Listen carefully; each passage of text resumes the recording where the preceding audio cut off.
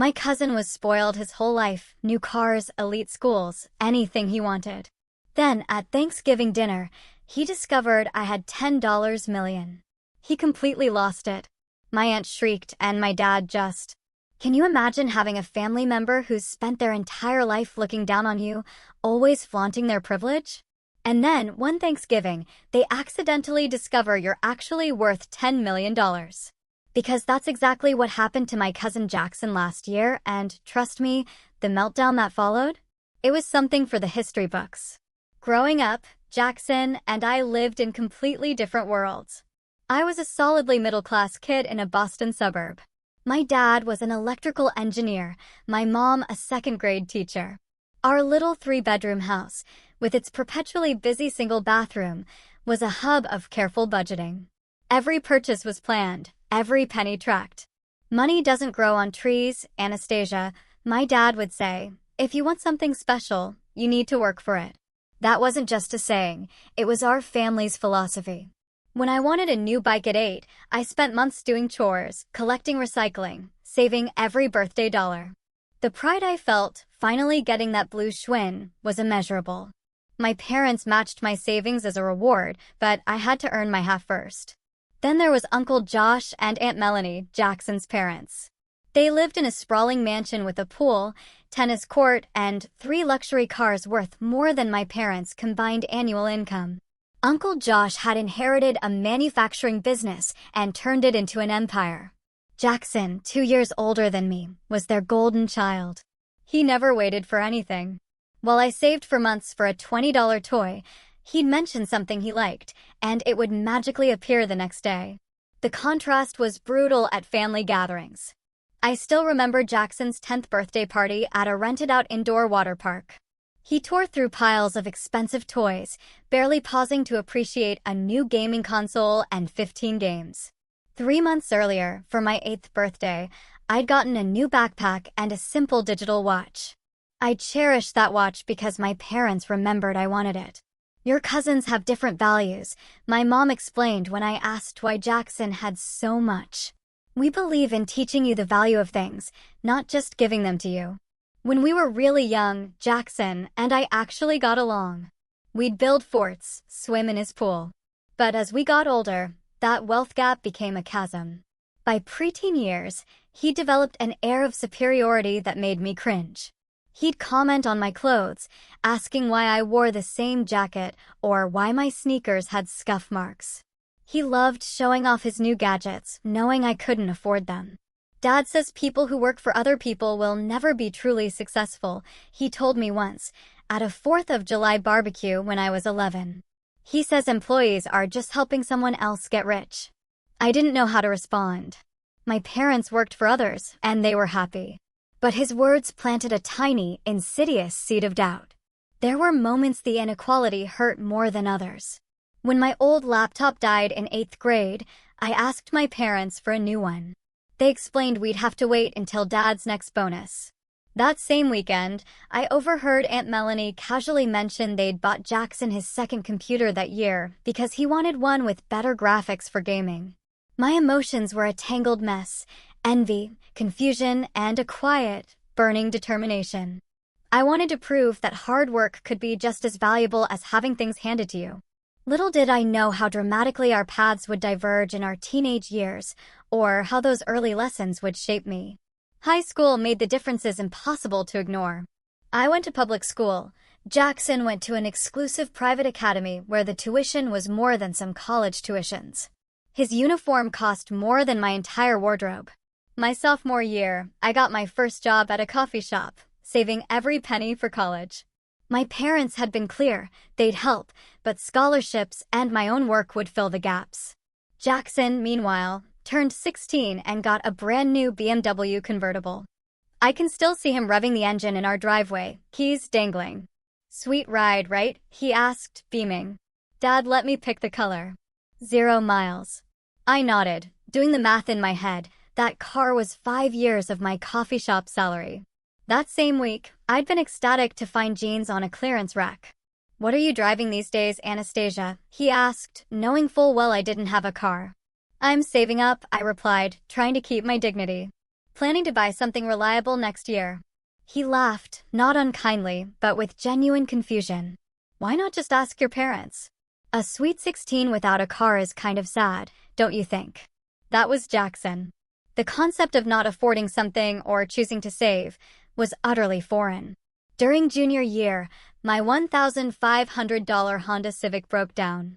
The repair was $800 I didn't have, all my money going to my college fund. In desperation, I called Jackson to borrow money. He sounded regretful, but made no effort to help. Sorry, that's a lot of cash. Have you asked your parents? Or maybe get a credit card. That evening, his Instagram showed him at an expensive restaurant, the bill in the corner of the photo covering my car repairs twice over. I ended up picking up extra shifts and borrowing $200 from my best friend. Lesson learned, never count on Jackson and always have an emergency fund. Our graduations were worlds apart. Mine was a simple affair in a football stadium, followed by a backyard barbecue. My parents gave me a college laptop and a $500 check.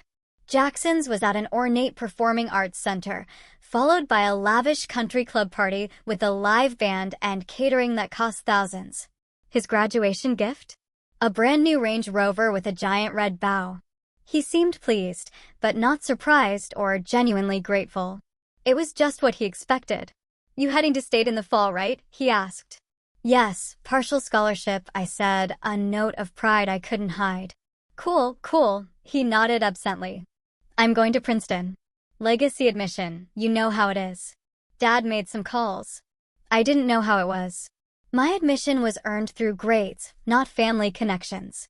I just smiled politely and congratulated him. That summer, our paths diverged even further. I worked full-time, saving every dollar. Jackson's Instagram was a highlight reel of Europe, music festivals, and shopping sprees. He was entering adulthood with every advantage money could buy. I was preparing to work twice as hard for half the result. Or so I thought. College was brutal, but rewarding. My partial scholarship covered 60% of tuition, leaving me to cover the rest, plus living expenses. I worked as a research assistant and picked up weekend shifts at a restaurant, often sleeping only 5 or 6 hours. I was majoring in software engineering, one of the few women in the program. There were nights I cried from exhaustion and frustration, questioning my path. Jackson's social media, meanwhile, documented elaborate fraternity parties, trips to NYC, spring breaks in the tropics. He changed his major every few months, bouncing from economics to political science to art history. Mom and Dad don't care what I study as long as I get the Princeton degree, he explained during one rare phone call. The connections are what matter anyway, not the classes. Then, junior year, I had a breakthrough. Professor Martinez, one of the few female faculty members, asked me to stay after class. You have a unique way of thinking, she said, reviewing my solution to a complex problem. Have you considered internships? I told her most prestigious ones were unpaid, a luxury I couldn't afford. She shook her head. Let me introduce you to some former students. They started a small tech company. They're looking for talented, paid interns. The following week, I interviewed with Visu, a startup creating visualization software. The founding team, 3 recent grads and a veteran developer, worked out of a converted warehouse. They offered me an internship on the spot, with a salary that let me cut down my restaurant hours. I threw myself into it, often staying until midnight, fascinated by the problems we were solving. The founders noticed. They started inviting me to strategy meetings, asking for my input. By the end of the summer, the CEO, Michael, called me in. We want you to stay on part-time during the school year, he said. And we want to offer you something else. He slid a document across the desk, a small equity stake in the company. Fractions of a percentage point, but real ownership. You think like an owner, not an employee, Michael explained. This could be worth nothing, or it could be worth something someday. No pressure. I signed that day, but told no one in my family about the equity. It felt too abstract, too much like counting chickens. I just said I had a good part-time job in my field. During holiday breaks, I'd see Jackson. He was now sporting designer clothes with European labels, talking incessantly about his important connections. He'd settled on economics, though he complained constantly about the workload and admitted paying other students to complete assignments. College is just a formality, he insisted. Dad already has a position waiting for me at the company. Executive track from day one. I just nodded, keeping my thoughts to myself. While Jackson was coasting on his father's reputation, I was building something from scratch, developing skills and relationships based on my own merit. The contrast was stark, but I'd stopped measuring my success against his advantages. As graduation approached, Viju offered me a full-time job with a fair salary and additional equity options. The company had grown from 8 employees to nearly 30, with Fortune 500 clients. We were still operating on venture funding, but the trajectory was promising. I accepted, excited to build something meaningful. Little did I know, that decision would lead to a financial windfall beyond anything I could have imagined, and create a seismic shift in my relationship with my entitled cousin. 3 years after graduation, on an otherwise ordinary Tuesday, my phone buzzed with a text from Michael, our CEO. All hands emergency meeting, 10 minutes, main conference room. My stomach dropped. In startup culture, that usually means 2 things.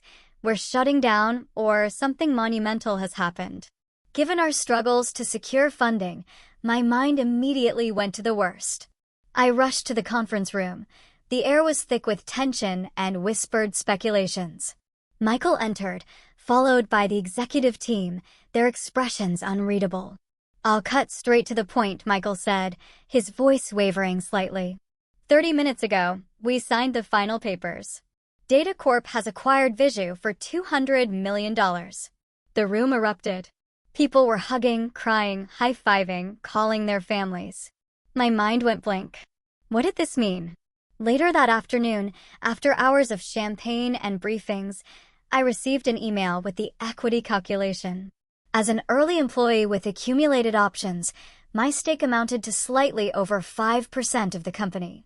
The acquisition translated to $10.2 million for me before taxes. I stared at the number on my screen, unable to comprehend it. Just 5 years earlier, I'd been working double shifts to afford textbooks. Now, at 27, I was a millionaire many times over. In the days that followed, I met with financial advisors. I paid off my student loans, bought a modest, comfortable condo in a neighborhood I'd only dreamed of affording, and set aside funds to help my parents with retirement. Beyond that, I made few immediate changes. What I didn't do was tell anyone about my windfall, except my parents. After careful consideration, we agreed to keep the exact amount private, even from extended family. I continued working at the newly acquired company, accepting a leadership role with a comfortable but not ostentatious salary. "There's no reason everyone needs to know your financial situation," my father advised. "Money changes how people see you, sometimes in ways you wouldn't expect." His words proved prophetic, though not in the way either of us anticipated. Around the same time, Jackson had graduated from Princeton with mediocre grades and an impressive list of social connections. Despite these advantages, he struggled to find meaningful employment. After several half-hearted attempts at entry-level positions, he quit within months, declaring them beneath his potential. He eventually landed at his father's company in an ambiguous role, Strategic Development Associate. From family gossip, I gathered it involved little actual responsibility, but came with a generous salary, a company car, and an expense account Jackson utilized extensively. Uncle Josh apparently hoped his son would grow into a legitimate role, but evidence of such growth remained elusive. During a rare phone conversation, Aunt Melanie expressed frustration bordering on embarrassment about Jackson's professional trajectory. "We've given him every advantage," she lamented. "The best schools, connections, opportunities. I don't understand why he's struggling to find his path when other young people seem to manage just fine." There was a pointed quality to her comment that suggested a comparison to me, though she didn't mention my name. It took considerable restraint not to point out that perhaps those advantages had actually disadvantaged Jackson in developing resilience and work ethic. Instead, I murmured sympathetic noises and changed the subject. I'd learned that discussing our differences only led to tension. Uncle Josh and Aunt Melanie remained convinced their parenting was superior, despite mounting evidence to the contrary. As the years passed, my investment portfolio grew under careful management, and my career advanced through genuine accomplishment. I found the work engaging, the compensation more than adequate, with the added satisfaction of knowing my bank account held a cushion most people could scarcely imagine. The most significant change wasn't material, but psychological. Financial security allowed me to make decisions based on what truly mattered, not economic necessity. I could take professional risks, volunteer for causes I believed in, help friends without worrying about my own stability. Meanwhile, Jackson's Instagram feed told the story of someone desperately maintaining the appearance of success while contributing little of value. Photos of business lunches, networking events, and motivational captions about hustling seemed designed to convince others, and perhaps himself, that he was building something meaningful. The collision of our divergent paths was perhaps inevitable. I never anticipated how dramatic it would be when it finally occurred. The catalyst would be a family Thanksgiving dinner that would permanently alter our family dynamics and force a long overdue reckoning with the consequences of privilege without purpose. The invitation arrived via text on a crisp October morning. Uncle Josh sent it, but I suspected Aunt Melanie dictated it. A knot formed in my stomach. It had been nearly 3 years since I'd attended Thanksgiving at their house. I'd made excuses: work, travel, choosing to spend holidays with my parents or friends who felt more like family. The thought of an entire evening listening to Jackson boast about imaginary accomplishments, while Aunt Melanie made subtle jabs about my modest lifestyle, made me want to craft another polite refusal. But something stopped me. Maybe it was time to stop avoiding them. I had nothing to prove, and maybe my perspective had shifted enough that their performative wealth wouldn't bother me anymore. After a moment's hesitation, I replied, "I'll be there. Thanks for the invitation." That evening, I called my parents. My mom sounded apprehensive. "Are you sure you want to go, sweetheart?" Last time was rather uncomfortable. She was referring to a Christmas dinner 2 years prior when Jackson had spent the entire evening describing his executive role, making pointed remarks about people who lacked ambition, glancing in my direction. I'd maintained my composure, but my father had nearly lost his temper. "I think I'm in a different place now," I assured her. "Their opinions don't affect me the way they used to. Besides, it might be nice for us all to be together." What I didn't mention was that small, petty part of me that wanted to observe Jackson's inflated sense of importance, now that I secretly had more financial security than he likely ever would. Not that I planned to reveal it, but knowing it gave me a certain immunity to his posturing. As Thanksgiving approached, I found myself oddly preoccupied with what to bring as a host gift. Previously, I'd brought modestly priced wine or homemade desserts, accepted with a hint of condescension.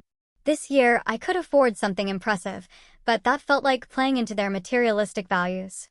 After some thought, I decided on a balance: a limited edition bottle of bourbon Uncle Josh had once admired, along with a handwritten card expressing genuine gratitude. It was neither ostentatious nor inadequate, a small reflection of my evolving relationship with money. The week before Thanksgiving, I had dinner with David, an old college friend who'd become a successful financial advisor, and one of the few who knew about my windfall. "So, you're voluntarily spending Thanksgiving with the people who've been condescending to your entire life?" he asked incredulously. "That's either very enlightened or completely masochistic." I laughed. "Maybe a bit of both. I just feel like I've been avoiding them for years, and maybe it's time to stop giving them that power. Besides, my parents will be there, and they shouldn't have to navigate those dynamics alone." David nodded. "Just promise me one thing. If Jackson starts his usual routine about being a self-made success while simultaneously bragging about his parents funding his existence, you'll at least consider dropping the tiniest hint about your actual net worth. The look on his face would be worth the family drama." "That's exactly what I'm not going to do," I insisted, though I couldn't help smiling at the image. "The whole point is that I don't need external validation anymore." "Very mature," David conceded. "But my offer stands. I'd even be willing to crash dessert as your fake financial advisor with an urgent matter regarding your 8-figure portfolio." Thanksgiving morning, I woke early and spent extra time getting ready, selecting a simple but elegant outfit that projected quiet confidence. The drive to Uncle Josh and Aunt Melanie's mansion took 45 minutes, each mile increasing the tension. Their house looked exactly as I remembered, imposing, perfectly maintained, with professional holiday decorations and a circular driveway filled with luxury vehicles, including what I assumed was Jackson's gleaming black Tesla. Taking a deep breath, I gathered the bourbon, a bouquet of flowers, and my resolve before walking to the front door. Before I could ring, the door swung open. Aunt Melanie, impeccably dressed. "Anastasia, darling, you made it," she exclaimed with manufactured enthusiasm, air-kissing my cheeks. "It's been far too long. Come in, everyone's in the great room." I followed her through the marble foyer into the expansive living area. My parents spotted me immediately. My father raised his glass, my mother disengaged from a conversation to embrace me. And then there was Jackson, holding court near the fireplace, gesturing expansively to our younger cousins. He'd put on weight, his expensive suit slightly strained, his face fuller, his hair already thinning at 34. When he caught sight of me, there was a momentary flash of something, insecurity, quickly masked by bravado. Well, the prodigal cousin returns," he called out, making sure everyone heard. "I was beginning to think you were avoiding us, Anastasia." I smiled pleasantly, determined not to let him set the tone. "Hello, Jackson. It's good to see you, too. Happy Thanksgiving." I had no way of knowing then that this forced pleasantry would be among the last civil words exchanged between us that evening, or that in a few short hours, the carefully maintained facade of family harmony would shatter beyond repair. Dinner was served in the formal dining room, a space so infrequently used it felt like a stage set. The table was immaculately set with heirloom china, sterling silver, and crystal glasses that sparkled under the ostentatious chandelier. Place cards directed guests to assigned seats, a level of formality that felt excessive. I was seated between my mother and Uncle Josh's sister, Margaret, with Jackson directly across from me. My parents exchanged a knowing glance as we took our seats, my father giving me a subtle wink. Initially, conversation flowed pleasantly enough. We covered safe topics, the mild weather, recent films, mild family gossip. I actually started to think I'd overestimated the potential for discomfort. Perhaps we might actually enjoy a peaceful holiday meal. That illusion was shattered when Uncle Josh raised his glass in an impromptu toast. Before we officially begin, I'd like to recognize some exciting developments. As many of you know, Jackson has recently been promoted to Director of Strategic Initiatives at J&M Manufacturing. A murmur of congratulations circled the table. I maintained my polite smile, though I knew from industry contacts that Director of Strategic Initiatives was exactly the sort of vague title created for people with connections rather than qualifications. Furthermore, Uncle Josh continued, he's spearheading our expansion into the Asian market with a new product line he conceptualized himself. Jackson beamed, soaking in the compliments from relatives who didn't know enough to question these claims. My father caught my eye, his expression carefully neutral, but his thoughts were transparent. We both knew J&M had been trying to enter the Asian market for years without success, and any new initiative was likely the work of the actual executive team, not Josh's son. "Anastasia," Aunt Melanie turned to me with exaggerated interest. "How are things at your little tech company? Still enjoying the 9 to 5 world?" Before I could respond, Jackson interjected, "Don't be modest, Aunt Melanie. I'm sure Anastasia's role is very important." "What was the title again, cousin?" "Senior developer? Project coordinator." "I'm the integration team lead," I replied evenly. "After our acquisition, I've been managing how our technology is implemented within the parent company's existing systems." "Acquisition?" Uncle Josh perked up, business interest momentarily overriding family politics. "I hadn't heard about that. Who bought your startup?" "Data Corp acquired us last year," I said, deliberately downplaying the significance. "It's been a positive transition overall." Jackson's expression flickered, recognition of Data Corp's industry standing registered before he regained his composure. "Well, that must be nice, having a stable corporate parent. Much less stressful than real entrepreneurship, I imagine." I chose not to point out that he had never entrepreneured anything in his life, instead taking a bite of turkey and complimenting Aunt Melanie on the meal. The conversation shifted, but throughout dinner, Jackson repeatedly steered it back to his supposed business acumen, describing meetings with key Asian investors and revolutionary product developments, in terms vague enough to be meaningless to anyone with actual experience. My parents maintained polite interest. I occasionally caught my father suppressing sighs of exasperation. The pivotal moment occurred during dessert. My phone buzzed with an email notification. I intended to ignore it until I saw it was from David. Subject line, urgent investment opportunity, closing tonight. Given his knowledge of my Thanksgiving plans, I suspected it was genuinely time-sensitive, not his promised joke. Excuse me, I said, standing. I need to take care of a quick work matter. Everything looks delicious. I'll be right back. I stepped into the adjacent study for privacy, quickly scanning David's email about a limited investment opportunity in a promising green technology startup. The terms looked favorable, and the company aligned with my interest in sustainable investments. I replied, confirming my interest in allocating $2 million from my diversified portfolio, adding a postscript asking how his own Thanksgiving was progressing. As I pressed send, I became aware of someone entering the room. Turning, I found Jackson standing uncomfortably close, 2 snifters of expensive brandy in his hands.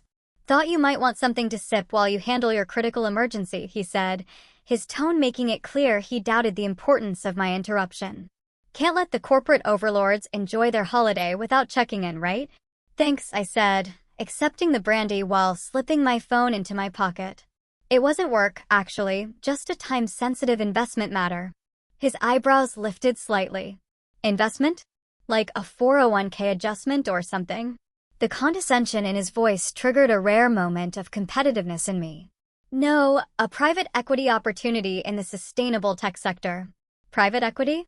He laughed as though I'd told an amusing joke. Those typically require minimum buy-ins of at least 100,000. What are you doing, pooling resources with friends? Before I could respond, my phone buzzed again with David's reply. Jackson's eyes flicked down to where the notification illuminated my pocket. The preview text was clearly visible, confirmed for $2 million. We'll execute tonight. Happy Thanksgiving to you too, fellow millionaire. There was a moment of absolute stillness as Jackson processed what he had just seen. His face cycled through confusion, disbelief, and then something darker, a mixture of jealousy and anger I had never witnessed before. $2 million, he finally sputtered, his voice rising. What kind of game are you playing, Anastasia? I'm not playing any game, I replied, suddenly aware we were creating a scene audible from the dining room. It's a private matter, Jackson. Let's rejoin the others. But Jackson wasn't about to let this go. He blocked my path to the door, his face flushing red beneath his designer stubble. No. You don't get to drop something like that and walk away. Are you trying to tell me you have $2 million to invest in some random startup? That's more than most people's entire net worth. Jackson, please lower your voice, I urged, hearing the conversation in the dining room falter. This isn't the time or place. Oh, I think it's exactly the time and place, he countered, following me as I attempted to move around him. All these years, looking down on my family, judging our lifestyle, acting so superior with your work ethic and modest living. And meanwhile, you're what? Secretly rich? Is this some kind of trust fund you've been hiding? We re-entered the dining room to find all eyes fixed on us, dessert forks suspended in midair. Is everything all right? Aunt Melanie asked, her practiced hostess smile strained at the edges. Ask Anastasia. Jackson replied before I could speak. Apparently, my cousin, the humble employee, is throwing around millions of dollars in investments. When were you planning to share that little detail with the family? A stunned silence descended. My parents exchanged alarmed glances, clearly unprepared. Jackson, that's enough, my father said firmly. Anastasia's financial situation is her private business. Private business? Jackson's voice rose further, brandy sloshing over the rim of his forgotten snifter. That's rich coming from you, Uncle David. All these years acting like we're the materialistic ones for providing our son with advantages. Meanwhile, your daughter is sitting on some secret fortune. What kind of hypocritical game is this family playing? It's not a game, I said, finding my voice despite the chaos. The startup I worked for was acquired last year. My equity stake translated to approximately $10 million. I chose not to broadcast that information because it doesn't define who I am. The number landed like a physical blow. Jackson actually staggered slightly, his face contorting in disbelief and outrage. Aunt Melanie gasped audibly, her hand flying to her pearl necklace as though clutching for support. $10 million? Jackson repeated, each word dripping with accusation. You're worth $10 million, and you've been pretending to be just a regular employee this whole time. Driving that modest car, living in that ordinary condo, acting like butter wouldn't melt in your mouth. I haven't been pretending anything, I countered, struggling to maintain my composure. I continued working because I find the work meaningful. I live within comfortable means because excessive luxury doesn't interest me. Not everyone measures their worth by their possessions, Jackson. That was the breaking point. With a roar of frustration that seemed to emanate from somewhere primal, Jackson swept his arm across the table, sending crystal glasses, fine china, and the remainder of Aunt Melanie's pumpkin pie crashing to the floor. How dare you, he shouted, years of insecurity erupting at once. How dare you judge me and my family when you've been secretly wealthy this whole time? At least we're honest about who we are. Aunt Melanie burst into tears, not over her shattered dishware, but seemingly from the revelation itself. It's not fair, she wailed, turning accusingly toward my father. You always made us feel terrible for giving Jackson advantages, for wanting him to have the best things. And all this time, your daughter was accumulating a fortune in secret. My father, normally the most even-keeled person I knew, stood slowly from his chair, his voice deadly calm. Melanie, what's not fair is your fundamental misunderstanding of what we taught our daughter. Anastasia earned every penny of that money through hard work, intelligence, and character, qualities we prioritized over material possessions. The fact that you and Jackson immediately assumed there must have been some deception involved speaks volumes about your values, not ours. The room fell silent except for Aunt Melanie's continued sobbing and the sound of Jackson's ragged breathing as he glared at me with undisguised hostility. I have worked for everything I have, I said quietly, addressing not just Jackson, but the entire stunned family. Every opportunity, every achievement, every dollar. No one handed me anything.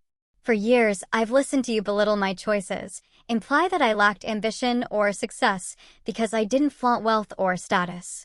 I never corrected those assumptions because I don't measure my worth by your standards, and I'm not going to start now. I picked up my purse and coat, suddenly exhausted by the entire charade. Thank you for dinner.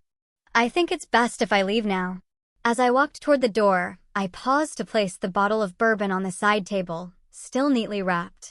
It seemed like a symbol of something now, a peace offering rendered meaningless by the chasm of understanding that had finally, irrevocably revealed itself. Behind me, I could hear Jackson continuing to rant, his voice cracking with emotion. She thinks she's so much better than everyone. Little Miss Perfect with her secret millions, while the rest of us are just shallow materialists in her eyes. The last thing I heard as I closed the front door was Aunt Melanie's shrill accusation directed at my parents. This is your fault. You raised her to judge us. The cold November air hit my face like a welcome slap, clearing the emotional fog of the dining room. My hands shook slightly as I fumbled with my keys. What had just happened felt momentous, a collision of worldviews that had been building for decades, finally erupting with a force that destroyed more than just Thanksgiving dinner. The drive home passed in a blur. Streetlights streaked past my windshield, distorted by tears I hadn't realized were falling. By the time I pulled into my condo's parking garage, a hollow emptiness had settled in my chest, replacing the anger and defensiveness. I wasn't upset about the revelation of my financial situation. That was bound to come out eventually. And perhaps there was even a certain relief in having it known. What devastated me was the realization that my family, the people who had known me my entire life, could so quickly reduce me to nothing more than a dollar figure, could assume deception rather than achievement, could twist something I had earned through years of dedication into something that somehow made me the villain of our family narrative. Inside my apartment, I kicked off my heels and collapsed onto the couch, not bothering with lights. The darkness matched my mood as I replayed the evening's events, wondering if I could have handled things differently. Should I have disclosed my windfall immediately? Would that have prevented tonight's explosion, or merely spread the inevitable drama over a longer period? My phone buzzed repeatedly with texts from my parents, checking I'd made it home safely and expressing their dismay. I sent brief reassurances, but couldn't muster the energy for a real conversation. Tomorrow would be soon enough to process everything together. Just as I was about to silence my phone, it rang with an unexpected caller, Uncle Josh. My finger hesitated over the screen before I finally answered. Anastasia, his voice sounded strained, older somehow than it had just hours earlier. I wanted to call and, well, I'm not exactly sure what to say, except that I'm sorry for how tonight unfolded. The apology surprised me. Uncle Josh had always been affable but distant, more concerned with appearances than genuine connection. This vulnerability was unfamiliar territory. It was an unfortunate situation all around. I replied neutrally, unwilling to accept blame, but not wanting to escalate matters further. Melanie is. He paused, searching for words. She's upset. She's always been sensitive about comparisons between our families, about parenting approaches. Finding out about your success triggered something in her. And Jackson? I couldn't help asking. A heavy sigh came through the line. Jackson is Jackson. He's never handled perceived slights well, but that's partly our fault, isn't it? We never taught him to process disappointment or measure himself by his own standards rather than others. The admission was so unexpected that for a moment, I couldn't respond. In all the years of family dynamics, I had never heard my uncle acknowledge any shortcoming in how they'd raised their son. I appreciate the call, I finally said. I think everyone needs some space right now. Perhaps after the holidays, we can try again with clearer understanding. Perhaps, he agreed, though neither of us sounded convinced. For what it's worth, I'm proud of what you've accomplished, Anastasia. Truly. After hanging up, I sat in the darkness for a long time, turning over his words, searching for the sincerity I wanted to believe was there. The next morning, I drove to my parents' house for a debrief that was equal parts emotional processing and strategic planning for future family interactions. My mother made strong coffee while my father paced the kitchen, still agitated by his sister-in-law's accusations. The nerve, he muttered for perhaps the 10th time. As if teaching you the value of hard work and character was some sort of crime against Jackson. David, my mother interjected gently. We've established that Melanie's perspective is distorted. Repeating it doesn't help anyone, least of all Anastasia. I sipped my coffee, finding comfort in their unwavering support. What happens now? Are we just supposed to pretend nothing happened the next time we see them? My father snorted dismissively, but my mother considered the question seriously. I think time will determine that. Families have weathered worse storms. But regardless of what they choose to do, you have nothing to apologize for. Your success is earned, and your choices about how to handle that success reflect values we're proud to have instilled. She reached across the table to squeeze my hand. The real question is what you want moving forward. Do you want a relationship with that part of the family? On what terms? It was a question I couldn't immediately answer, but one that would guide my reflections in the months that followed. 3 months after the Thanksgiving disaster, I received a surprising text from Aunt Melanie. Jackson started new job today. Not at family business. Entry level at marketing firm downtown. His choice. Thought you might like to know. The message, devoid of her usual emotional manipulation or passive aggression, seemed like an olive branch. I responded with simple encouragement. That's a big step. Wishing him well. Through the family grapevine, I later learned more details. After the Thanksgiving revelation, Jackson had apparently gone through something of an identity crisis, culminating in a decision to try building a career without his father's connections or financial support. It was the first job he'd ever gotten entirely on his own merits. And despite the entry-level position being a significant step down from his fabricated executive role, there was word he was actually applying himself with unexpected diligence. Meanwhile, I had been doing some soul-searching of my own. The financial security that had once seemed like a private victory now felt like it carried responsibility.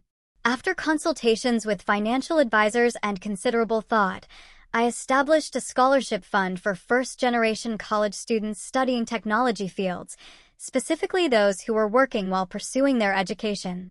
The initial endowment was $2 million, enough to support 10 students annually with tuition and stipends.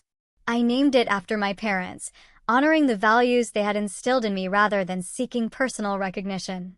When the local paper ran a small piece about the new scholarship, I sent the clipping to my extended family without comment. It wasn't about proving anything to them, but rather about demonstrating through actions what wealth meant to me, an opportunity to create opportunity for others. A full year passed before I saw Jackson again. It was at a cousin's wedding, neutral territory where family politics were temporarily suspended. He approached me during the reception, noticeably thinner than at Thanksgiving. His designer suit replaced by something more modest, but better fitting. "Hey," he said awkwardly, extending his hand. "It's been a while." I shook it, searching his face for signs of the hostility that had defined our last encounter. Instead, I found something unexpected: humility. "I hear you've been making changes," I offered, giving him an opening. He nodded, glancing down at his seltzer water rather than the champagne others carried. "Turns out starting over is harder than starting from scratch." "Who knew?" "Everyone who's ever had to do it," I replied, but without malice. A ghost of a smile touched his lips. "Fair enough.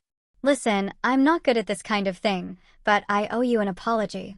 What I said at Thanksgiving, how I behaved, it wasn't about you. It was never really about you." "I know," I said simply. "The scholarship thing," he continued. That was really something. Mom showed me the article. It made me think about what I would do if I suddenly had that kind of money. And I realized I had no idea beyond buying stuff I didn't need. That was a wake-up call. We talked for nearly an hour, not about money or success or the past, but about the challenges of figuring out who you are when all the external markers you've relied on are stripped away.